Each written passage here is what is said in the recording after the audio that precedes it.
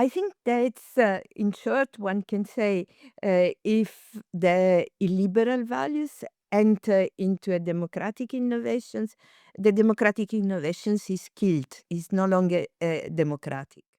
Populism takes different forms. It's always debated, and it's not like it should be shut out of democratic innovations. Actually, democratic innovation of some use would be able to engage with this kind of phenomenon.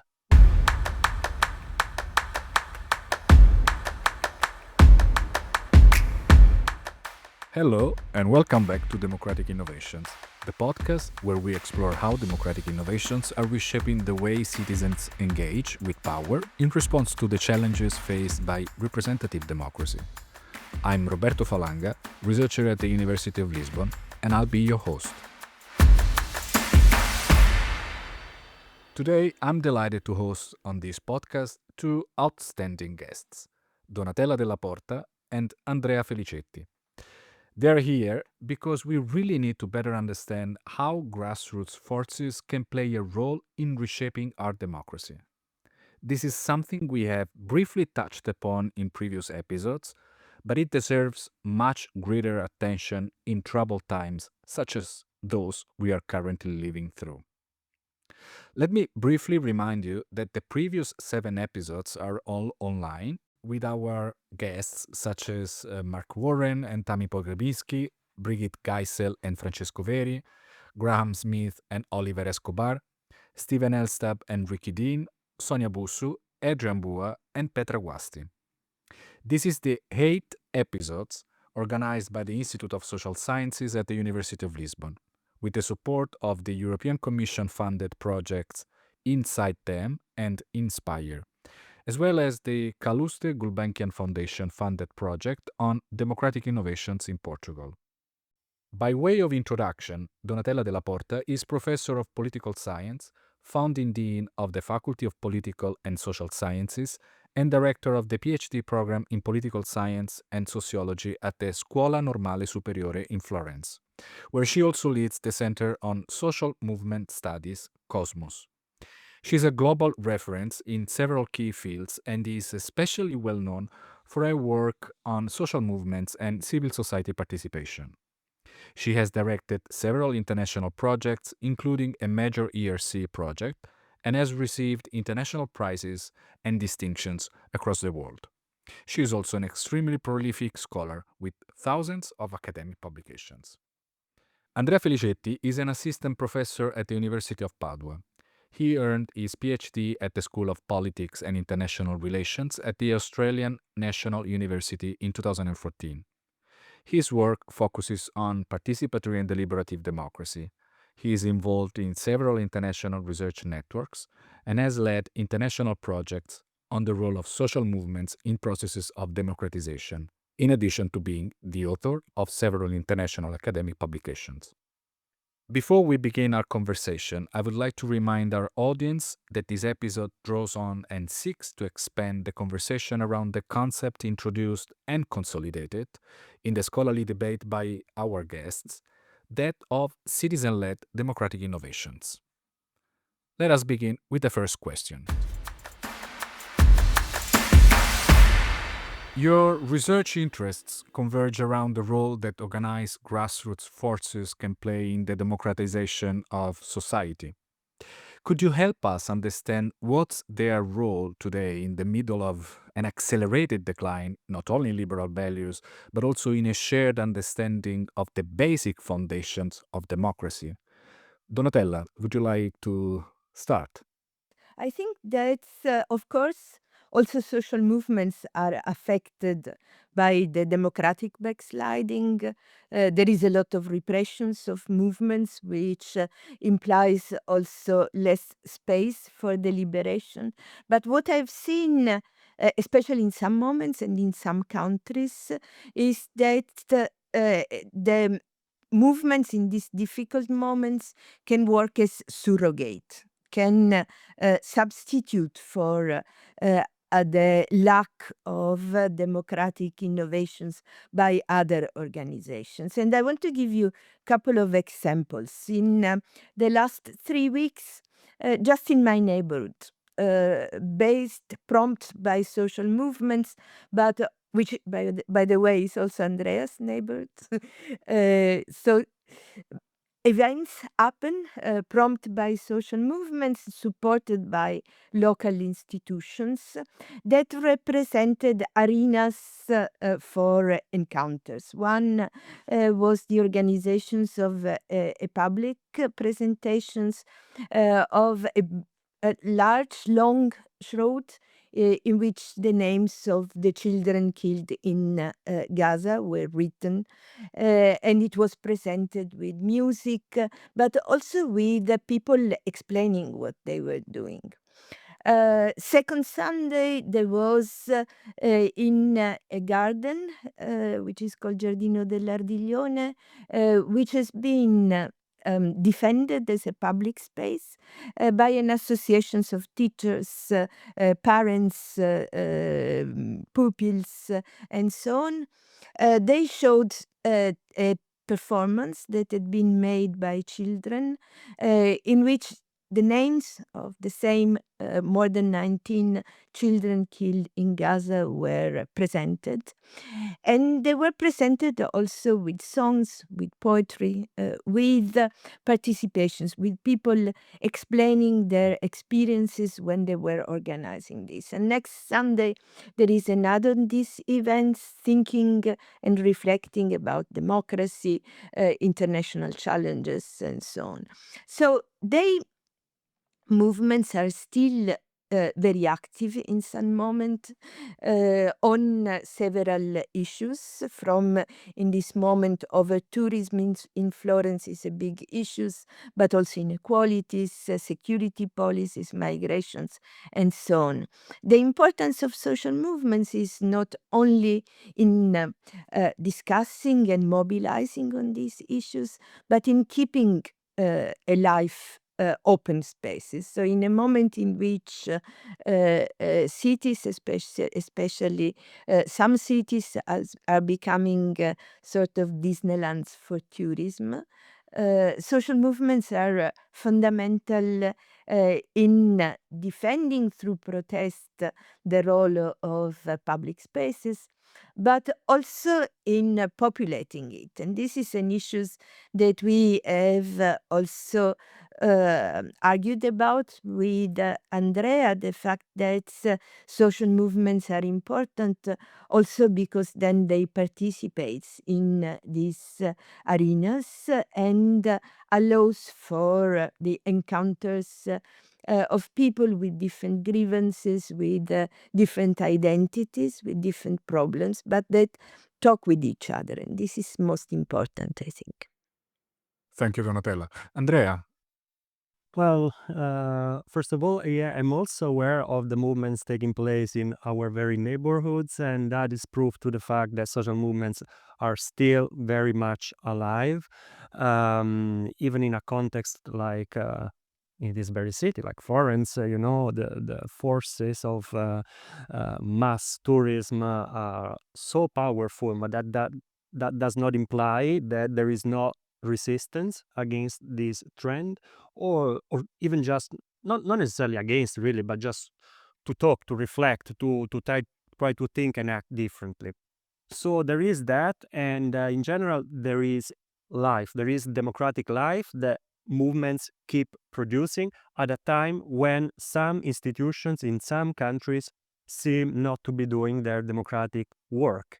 They seem much more interested in effectively serving capital rather than effectively serving citizens.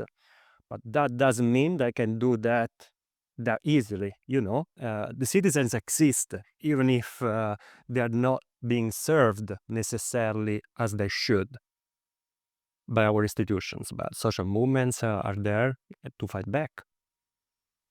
that's a very interesting issue. I mean, the fact that you relate democracy, urban democracy, to mass tourism, because this is really something that we are experiencing so much in Lisbon as well. So let me focus a bit on the work that you have done on social movements, and this actually leads me to the second question. which is connected with the distinction between progressive movements and other types of movements and organizations or organized citizens, or to be also maybe more to be clearer, extremist and increasingly far-right movements. So we have different types of movements and groups that can play different roles in democracy, and at the same time also influence participatory and deliberative spaces. Can you please help us clarify a bit how these different types of organizations can actually shape the field of democratic innovations? Maybe Andrea, would you like to start now? Okay, yes, definitely. When it comes to social movements' contribution to democratic innovation, well, we need to take into account, as you invite us to do, the difference that is characteristic of the contemporary scene of social movements. So we can divide social movements along very many different lines. One that seems to be dominant is the one running between progressive social movements and far right ones. Um, and so they clearly play two different roles. As far as I can see, progressive social movements are not necessarily hotbeds of deliberation. They promote participation of very different kind. However, whatever the case, they are anchored within democratic values. And by democratic, I mean democratic in very different ways. It's not necessarily a liberal notion of democracy, the one they practice and help fostering. Um, and so they contribute to the process of democratic innovation by innovating themselves in the first place. These are actors that are critical about the way they do things and try to seek new ways of being effective. You know, they have limited resources and try to figure out how to work with them in a democratic fashion often. Sometimes they also put pressure on institutions to work more in a more democratic way, so promoting democratic innovations. Now there is a lot of talk about the role of Extinction Rebellion in promoting citizen assemblies. Okay, fine, that's a nice thing, but it's one. It's not like all social movements do is promoting deliberative democracy. Actually, many of them are quite critical of deliberation and, they're more eager to promote other forms of democratic innovation. So whatever the case, they still push institutions to try and experiment something that help them do their democratic job. When it comes to far-right movements and their role to about democratic innovation, I think there's been less scrutiny and less investigation. As far as we can see, as far as what we know about these movements, however, um, the deepening of democracy is not one of their priorities, so to say. And if it is a minimalist version of democracy that they help structuring within society. And so, we talk about far-right movements also to refer to the continuity between extreme and radical right. So, the synergy between the two does shape part of the political spectrum and our political life. But it's not the kind of democratic innovation we usually refer to, that is a way of promoting deeper, more meaningful democratic life. Thank you, Andrea. Donatella. Yes, I agree very much with Andrea, not by chance. We worked a lot together also on this. Uh, I think that's, in short, one can say if the illiberal values enter into a democratic innovations, the democratic innovations is killed, is no longer democratic. What is important to point at is, in fact, I say it with other words, but I think Andrea pointed at it already, is the fact that democratic innovations are not just open arenas. They are open arenas with some types of norms. And this is the democratic functions they can perform. When I was studying different type of movements on the right as well, I tried to reflect on terms like progressive versus regressive. And progressive is usually applies to social movements that promote an empowerment in inclusive forms, especially of people who are normally excluded, discriminated against, and so on.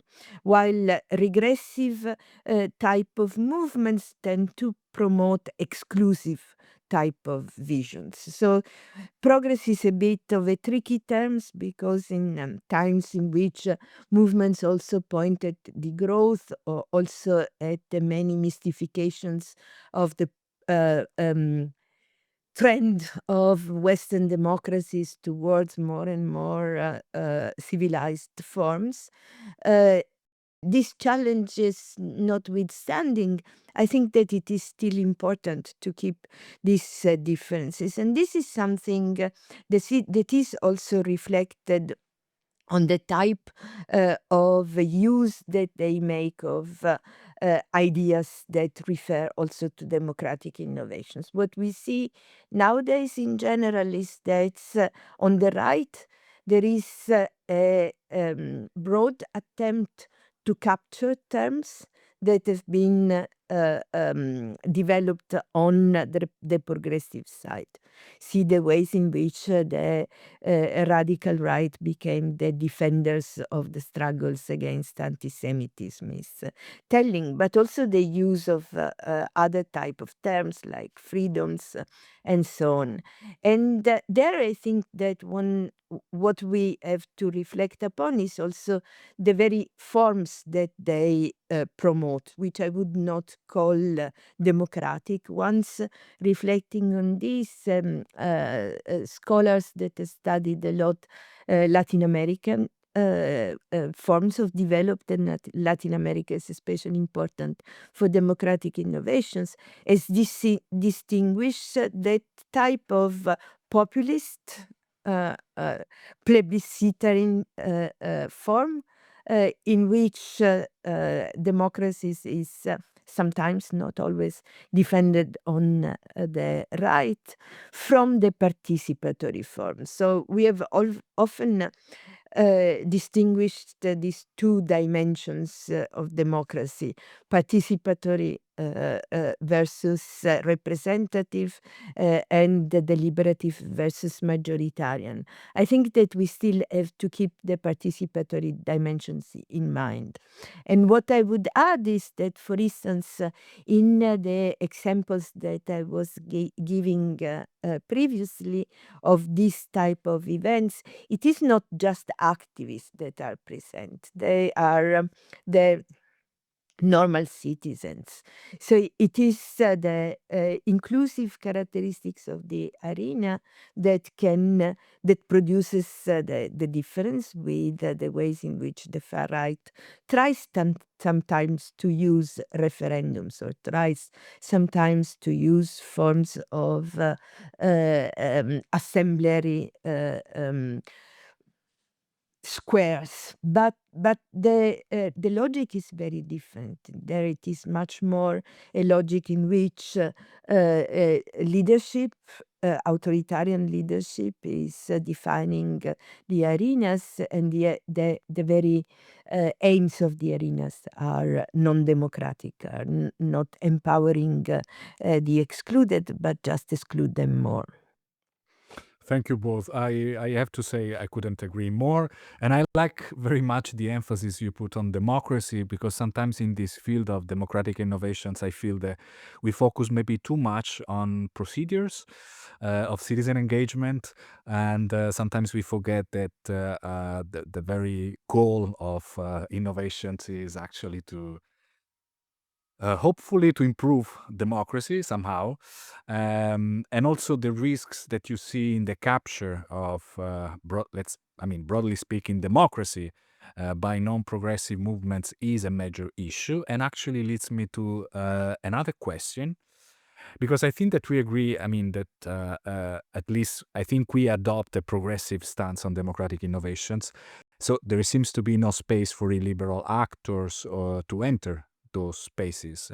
However, illiberal values can be brought about by not only organized but also non-organized actors. For example, in a previous episode, Petra Guasti referred to the risks of populism not only surrounding but also operating within democratic innovations. From your perspective, what do you see as the major risks of potential illiberal capture of democratic innovations? Donatella. Yes, it is very much in continuity with Yeah, the yeah, answers to the previous questions. I think we yeah. have to consider also that the type of crisis of mainstream actors in the political system within institutions that we had seen as a consequence of neoliberal capitalist transformations are also happening on the right. So if we think about Trump, this is a typical example of a capturing also of a party that was already very much moving on the right, on the extreme right, and so on. But it was also captured from inside by Trump through the use, Sidney Taro has studied it, of a movements like MAGA, Make American Great Again, but also the mobilizations of various movements on the far right.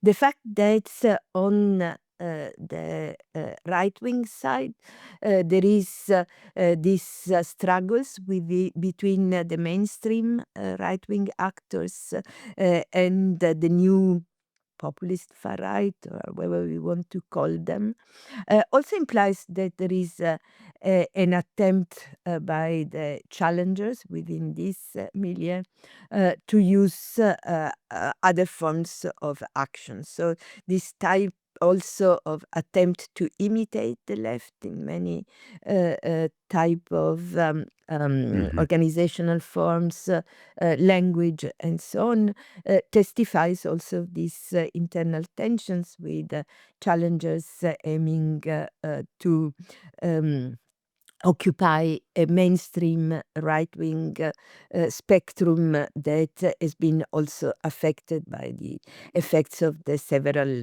crises.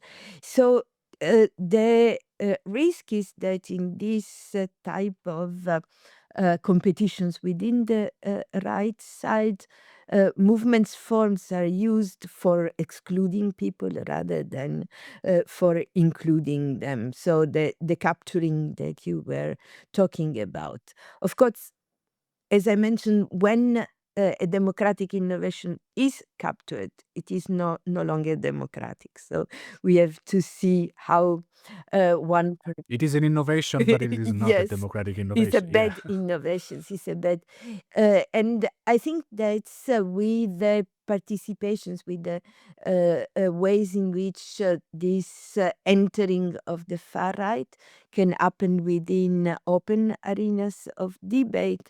What is important to stress is norms. So the fact that Yeah. it is the type of aims of a democratic arenas, the type of structures. And what we notice in our research is also that democratic innovations is a very broad terms, risks to become an empty signifier if we don't consider that democratic also means some types of procedures, some types of rules of the games. Yeah, I agree.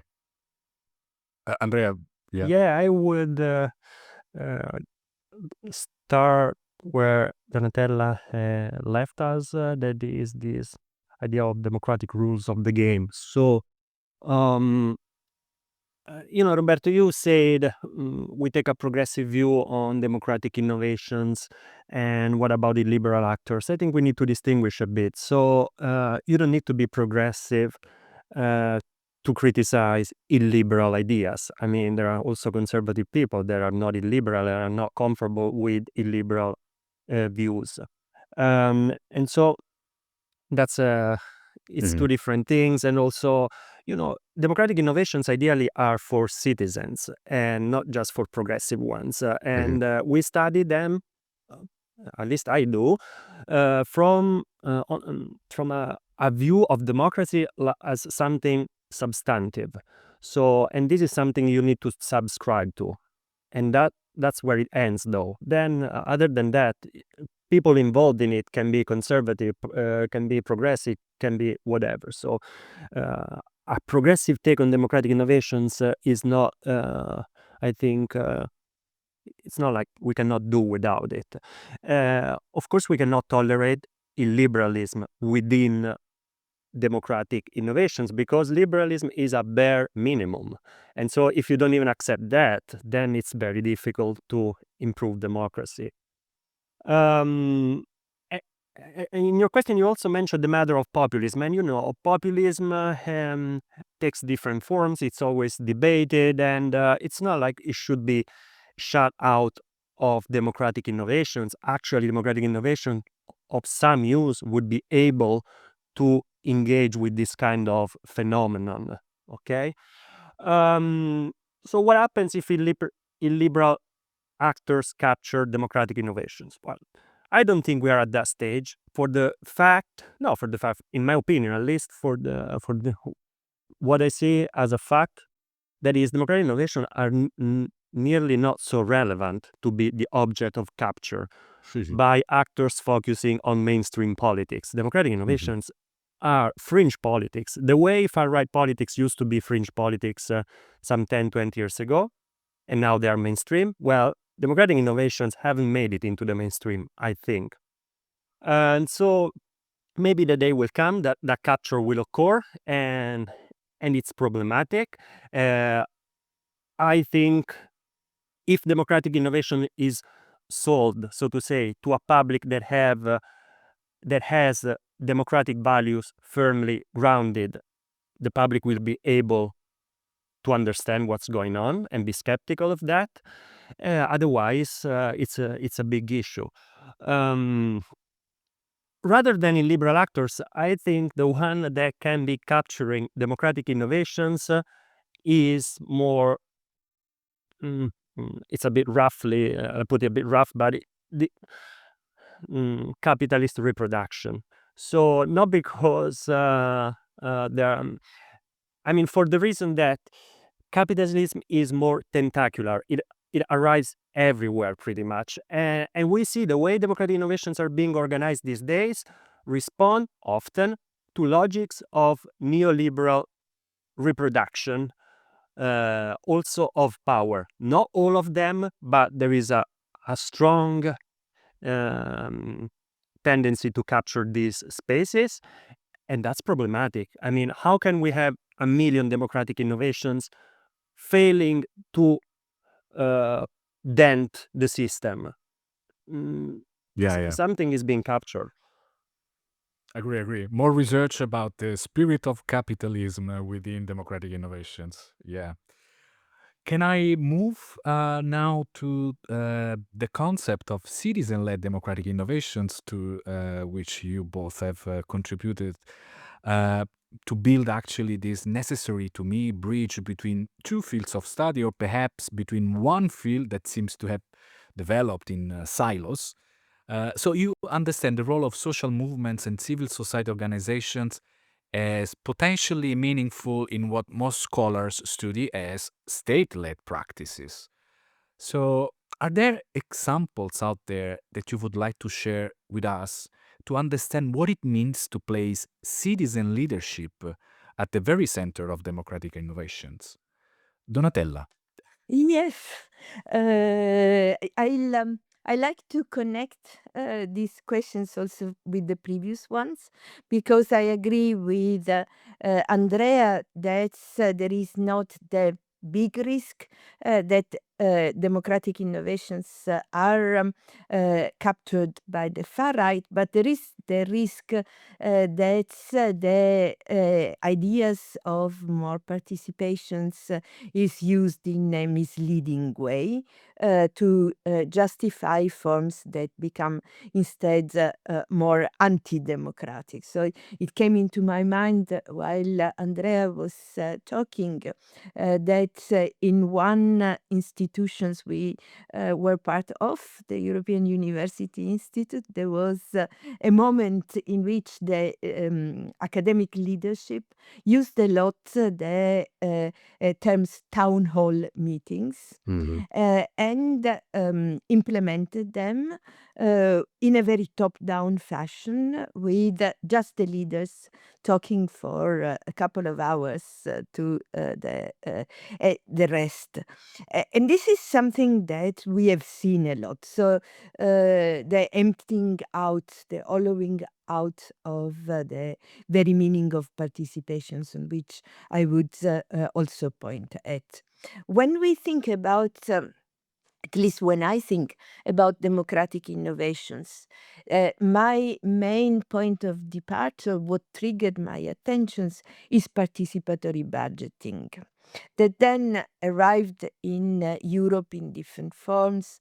Long ago, I supervised two PhD theses that compared the ways in which national administrative traditions, but also the type of actual participations within different forms of participatory budget. Anya Rocche and Julien Talpin have proposed this type of comparison, showed how different qualities were then to be seen into this type of experiments. We, with Jean Font and Jean Subira and the other colleagues, we studied how the thousands of different forms of democratic innovations could be assessed on three dimensions, which was participations, deliberations, and empowerment, which is also very, very important because otherwise democratic innovations risk to become frustrating if they have no impact.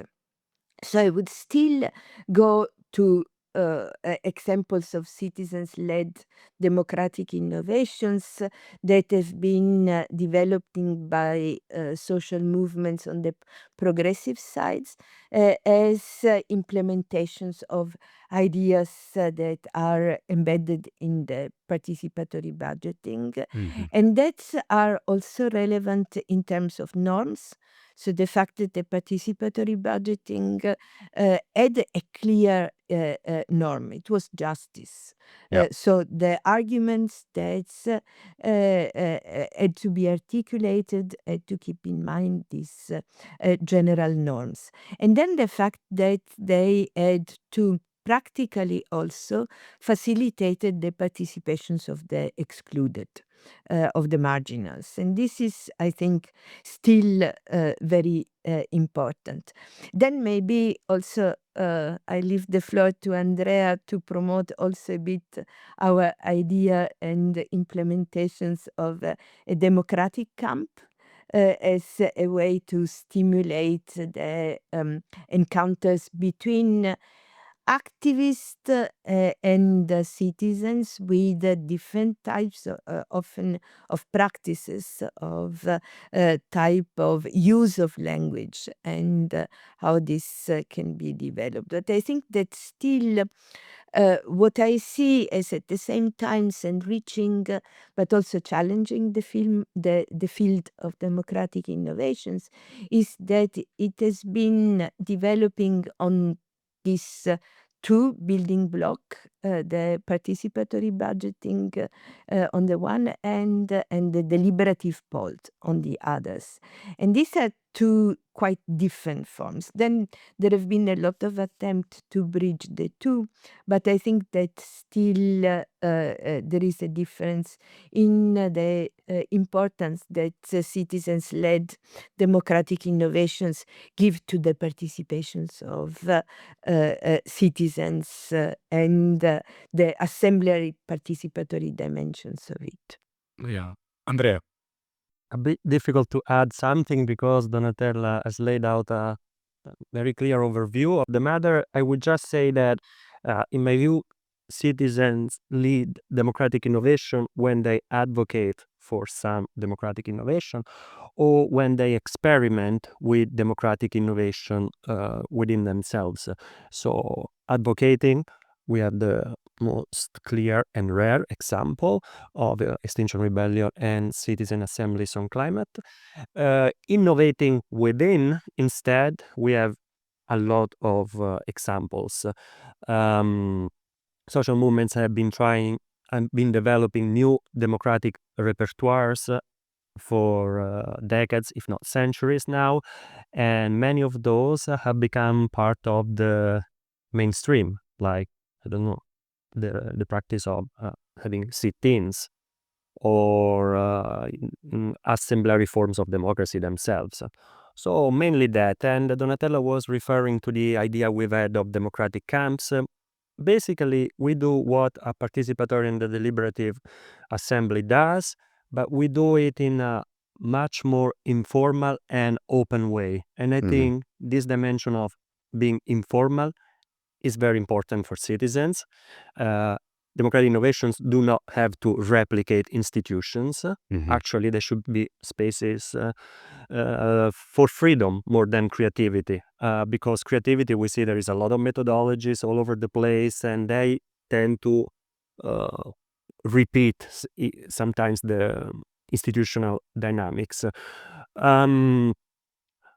So I'm very happy whenever there is a citizen-led democratic innovation. However, I think what really matters is to tie democratic innovation, that is a process, with a struggle, a political one. When that works, then I understand citizens having more of an interest in a fair and democratic process than otherwise. I mean, democratic innovation for the sake of democratic innovation is not something naturally appealing to people other than those who, like us, study this matter. Well, I mean, no secret, I enjoy a lot the concept of democratic, citizen-led democratic innovation.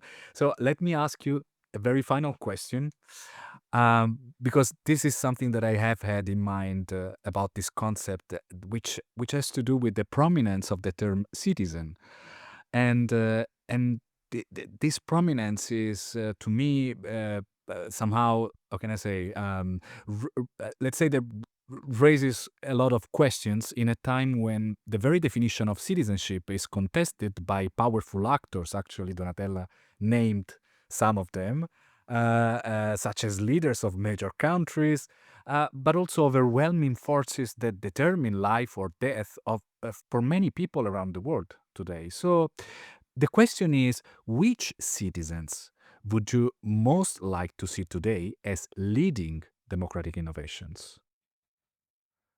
Maybe, Andrea, would you like to start? Yes. So I think this question, I'm glad you brought it up. I think it results from your own work on this idea of citizen-led democratic innovation that is refining the concept and shedding a new light on it. So you probably know about it much more than me. But if you ask me about citizens and their role in democratic innovation, I can tell you that one of the ways in which we understand democracy is changing in a bad direction is that the idea of citizenship, from being something inclusive something that opens up to the people, is something that is starting to be used to exclude. So Yeah, if you ask me what kind of citizens I would put at the heart of the Democratic Innovation Project, I don't think there is a type of citizen. I think there is the people. Now more than before, we need to have this idea clear in mind, that citizenship is a label that is being used in an exclusionary fashion, and this is not good for democracy.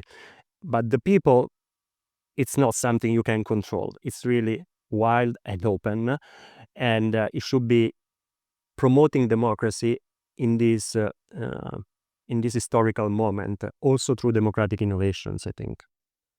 Thank you, Andrea. Donatella.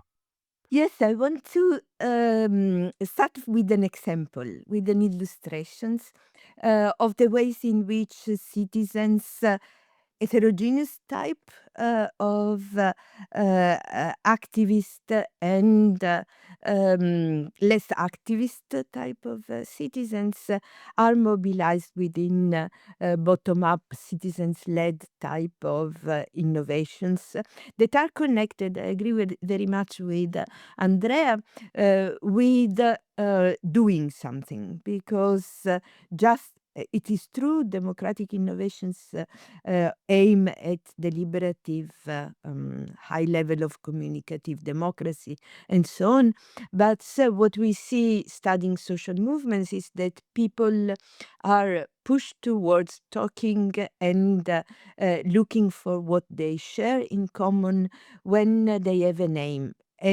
aim, a common shared objective. And I want to take the examples of the Global Sumud Flotilla that in Italy was extremely important as an event which mobilized eventually millions of Italians in solidarity with Gaza against the genocide and so on. It is a form of actions that it is not per se a democratic innovations. You can think about it as a small group of very committed activists. But what the event of the Global Sumud Flotilla triggered was a very important moment of democratic citizens-led innovations, because the groups that organized the transfer of humanitarian help to Gaza asked people to bring their own goods, so to bring the things that they wanted to send. And this in many cities created the need, for instance, for storage rooms, the need to organize, the needs to pack the things. And this was developed through assemblies, through the encounters of different people. And this brought about also an acknowledgement of the importance of doing things in order also to create linkages. So we are studying the events in Genova in August and September, and it was the most different types of organizations, from the scouts to the squatted centers, but also a lot of what we normal citizens that we would never understand in terms of just citizens with the passport, but about inhabitants of the place. Now it is interesting that that need for talking and that need for creating open spaces is embedded in a new step of the Global Sumud Flotillas, which is the organizations in Italy of a ship and a camper, which will move all over Italy and organize events with the people in the small cities, the big cities, the peripheries, Well, and so on, in which the aim, they already planned about 200 stops of this. And wow. other organizations like Libera and anti-mafia organizations in Italy had already tried this type of linking spaces, linking geographies through the creations of traveling examples of citizens-led democracy. In fact, we want to study this also in terms of a democratic innovations that is aiming to improve the deliberative qualities of events that have been highly participatory and that now leave behind also a desire for organizing and a desire for innovating on the forms in which mobilization, democratizations is thought about. Thank you, Donatella and Andrea. Thank you, Roberta. Thank you, Roberta. And thank you all for joining us for this 8th episode of Democratic Innovations. This podcast is sponsored by the EU-funded projects Inside Them and Inspire, and by the Calouste Gulbenkian Foundation funded project Democratic Innovations in Portugal at the Institute of Social Sciences of the University of Lisbon. This episode was produced by me, Roberto Falanga, with the collaboration of João Santos Duarte, who was also responsible for light sound engineering, editing, and post-production. You can follow us on Spotify, Apple Podcasts, YouTube, and at innovacois-democraticas.pt.